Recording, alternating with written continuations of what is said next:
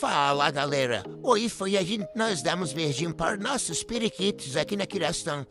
Aí eu botei um pouquinho viver aí para os que estão em descanso.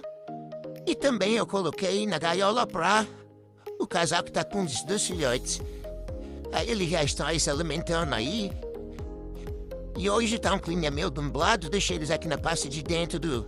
Aliás, eu não botei ele na parte de fora porque, como tá pra chover, eu também vou na academia e vou aproveitar para dar uma passadinha na loja agropecuária para mostrar para vocês algumas aves, né?